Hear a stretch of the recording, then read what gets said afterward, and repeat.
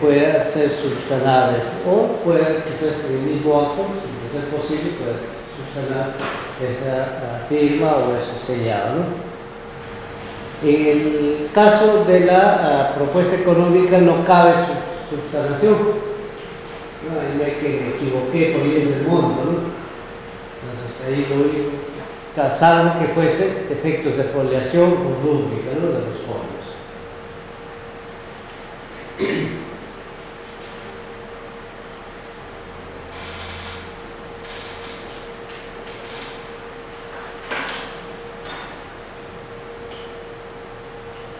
En los casos que existiera postergaciones o prórrogas, ¿no?, esta tiene que existir razones fundamentadas para que se pueda prorrogar, y tiene que avisarse a todos los postores, ¿no?, esta postergación, tiene que enviar un informe al titular de la entidad, ¿no?, explicando los motivos.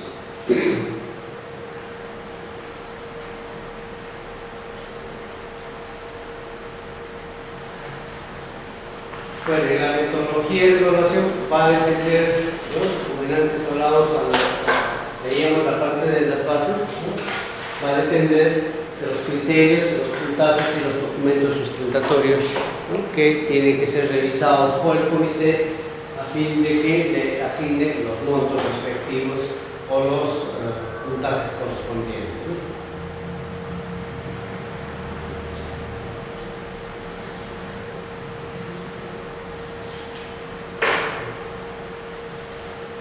En los procesos de selección llamados licitación pública, concurso público y adjudicaciones directas, ¿no?, en los procesos bajo la modalidad de procesos clásicos, además debe de contar con una garantía de seriedad de oferta. ¿Qué es esa garantía de seriedad de oferta? Que puede ser una carta de fianza o una póliza de caución, ¿no?, que garantice que los dos postores que quedan en primeros lugares puedan pasar a suscribir el contrato, o sea, a cumplir con su oferta correspondiente.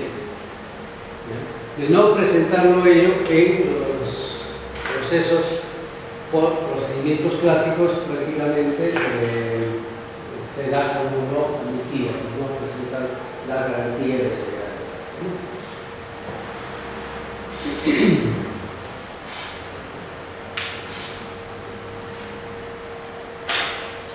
¿Cuáles son los límites mínimos y límites máximos en un proceso de selección o en las propuestas, ¿no?, respecto al valor referencial? El límite máximo para bienes y servicios es el 100% del valor referencial.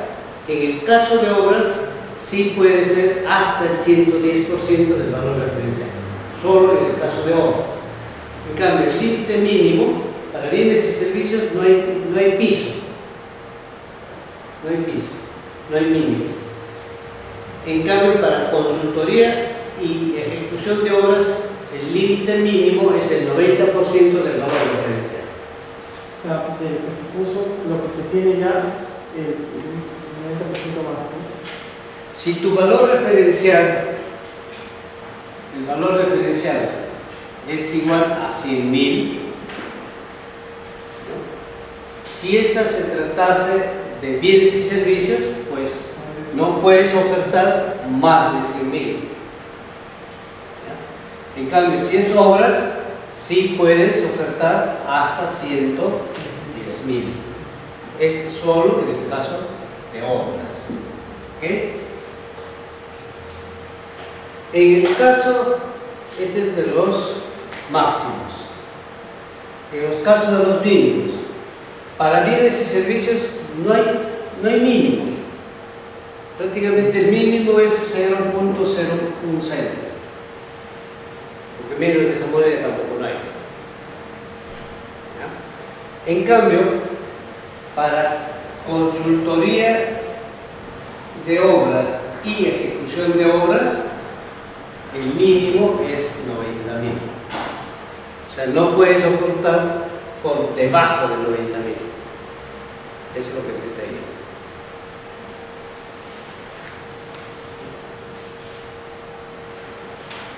¿Qué pasa si hay empate? Si hubiera empate y se tratara de adjudicaciones directas y menores cuantías, entonces hay que ver si los postores tienen o no personas con discapacidad, o sea, trabajadores con discapacidad. ¿Quién te da esa constancia? ¿O cuándo declara de que tiene personas con discapacidad? Cuando presenta su constancia de CONADIS. Luego, si ninguno de los dos tiene ello, entonces cuando nuevamente se trata de adjudicaciones directas y menores cuantías, entonces hay que ver si son MIPE. La señorita no presenta un postor en condición de MIPE y la señorita no es MIPE, entonces le doy como favorecida a quien presenta la constancia de su remite. ¿Quién da el remite? El Ministerio de Trabajo. Luego, si los dos son pequeñas empresas o los dos no son pequeñas empresas, ¿no? Entonces, en el caso de bienes y obras, trabajamos con el mejor puntaje económico. ¿Ya? Y si es servicios, con el mejor puntaje técnico. Si a pesar de ello siguen empatando, o sea, tienen el mismo puntaje económico o el mismo puntaje técnico, entonces ahí optamos a prorrata, ¿no? A prorrata, pero la prorrata no es posible en el caso de obras, y la prorrata si fuese bienes, siempre y cuando sea técnicamente posible. La prorrata significa darle por partes iguales a quienes han empatado, o sea, prorratear, ¿no? Pero eso siempre y cuando sea técnicamente viable. Imaginen ustedes que queremos adquirir un cargador frontal. No le pueden decir que la señorita que ha empatado le da las llantas y la señorita le da el timón, ¿no? Tiene que ser técnicamente posible esa prorrata, ¿no? Y en el caso de obras, no es posible, porque tampoco podemos nosotros, es decir, el un contratista se encargará de las columnas, el otro el movimiento de tierra. Ahora, finalmente, si a pesar de ello sigue, pero antes lo de la prorrata, es técnicamente viable, ¿no? Queremos adquirir 50 computadoras. Eso sí es técnicamente viable, ¿no? La señorita puede encargarse de 25 y la señorita también de 25, ¿no? Y por partes iguales, vamos prorrateando. Sin embargo, ¿no? En la consulta correspondiente que hagamos, ¿no? A los dos empatantes, ¿no? Pues tenemos que citarlos en el caso de menores cuantías, en el caso de adjudicaciones directas selectivas, como son actos privados, tenemos que llamarlos a una consulta o un acto de desempate. Si ese desempate, uno de ellos dice no quiero todo o nada, pues prácticamente no va a ser posible. Hasta que uno de ellos se niegue a aceptar ello, entonces prácticamente no va a ser factible la aprobada. Finalmente, si persiste el empate, entonces ya la salida es el sorteo. Entonces con ellos sí ya, por suerte, pues uno de ellos será el beneficiado o el adjudicado, ¿no? Por eso acá hablamos de citación oportuna para el sorteo y para la parte de prorrata.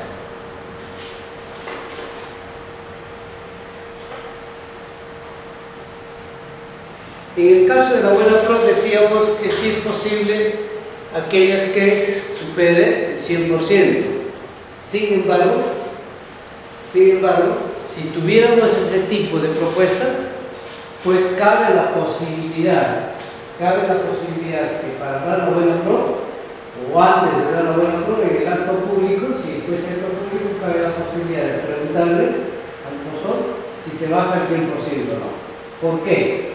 Porque si nosotros queremos otorgar por un monto que supere el 100%, ¿no? Antes de otorgar la buena pro, tenemos que pedir autorización al titular de la entidad. Entonces, podríamos ahorrarnos de ese trámite de autorización si en el acto público o antes de otorgar la buena pro le consultamos al postor, ¿no? Si puede o no bajarse al 100% del valor referencial. Si hay una aceptación por escrito, entonces prácticamente, ¿no?, podemos otorgar la buena pro al 100%, si hay una aceptación en ese sentido.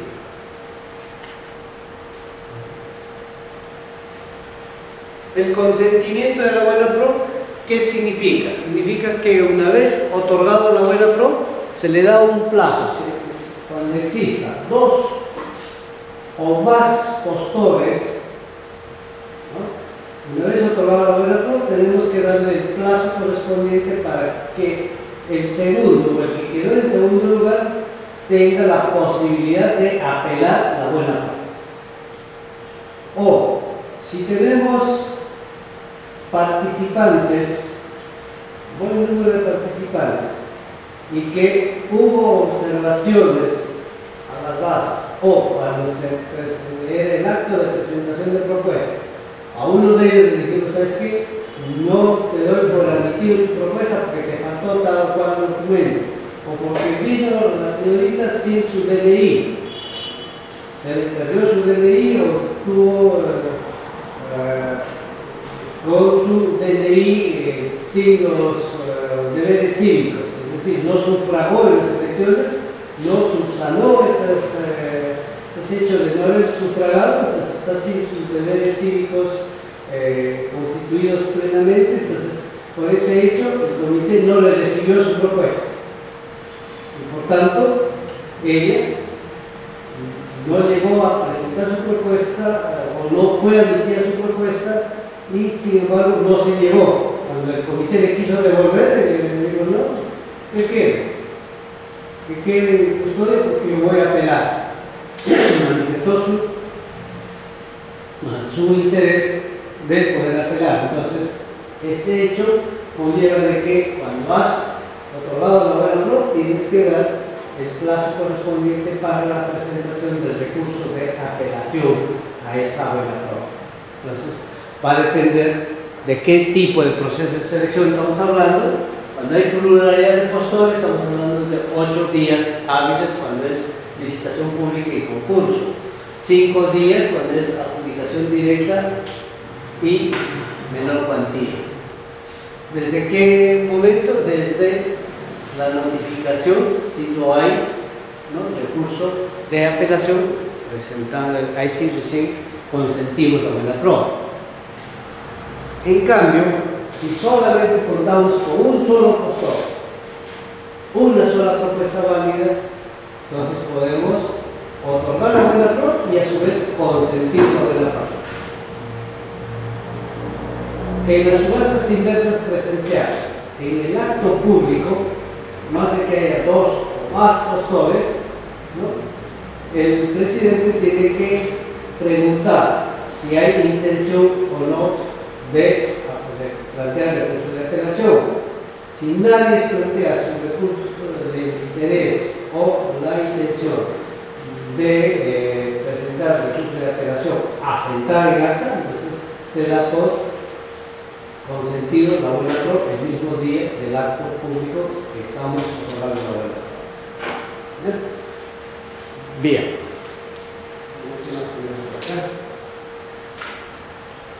La declaración de desierto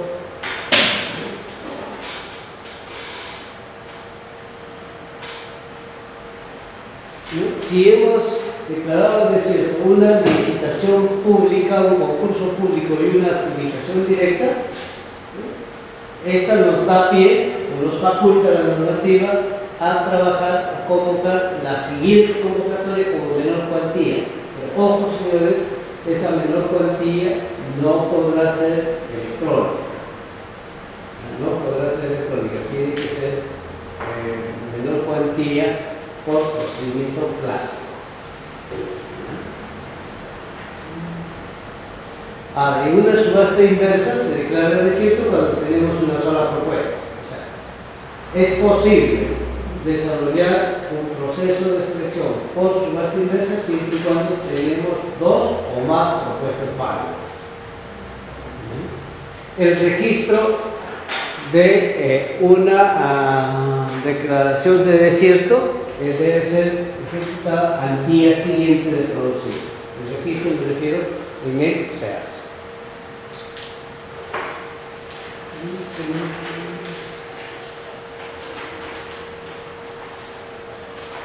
Acá hay una, supongamos que a Rosario le hemos otorgado la buena prueba, hubo pluralidad de postores, y la señorita Sheila queda en segundo lugar. ¿No? Una vez consentido la buena prueba, la entidad le emplaza a Rosario para que pase a suscribir contrato, pero ella por razones X no suscribe el contrato. Entonces ahí la entidad lo que tiene que hacer es quitarle la buena pro y otorgarle así. Además va a tener que informar al tribunal para su sanción correspondiente a Rosario por no suscribir el contrato. Además, va a ejecutar su garantía de seriedad de oferta por no suscribir el contrato. Entonces, hecho ello, que emplazamos a sello. Entonces, sello igualito, no suscribe el contrato. También procedemos de igual forma. Vamos o ejecutamos su garantía, informamos al tribunal y le quitamos la de la propia. ¿Pasaremos al tercero? Ya no. Son solamente los dos. ¿Ya? Entonces, ese hecho va a hacer que declaremos el desierto. ¿Ya? Entonces, eso es lo que quiere decir ahí. Ahora, cuando culmina el proceso, cuando se suscribe el contrato, cuando también podemos decir que culmina el proceso, cuando se cancele el proceso de selección. ¿Qué pasa? Imaginen ustedes de que se convocó un proceso de selección para la remodelación del local de la entidad. Estamos ejecutando el proceso de selección y se produce un fenómeno natural y que nuestro edificio cayó. Pues, ¿qué vamos a seguir ejecutando el proceso? Porque ya desapareció la necesidad. Pues no nos queda más que otra cosa que cancelar el proceso, dar por culminado. ¿Por qué? Porque desapareció la necesidad. Y también tenemos el caso que culmina el proceso cuando se deja sin efecto el otorgamiento de la buena prueba.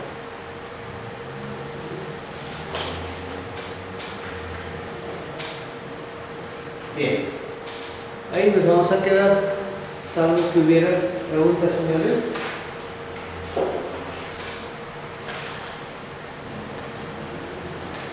Bien, nos vamos a quedar ahí. Gracias, mis amigos, por su atención. Amigos, será hasta una nueva oportunidad.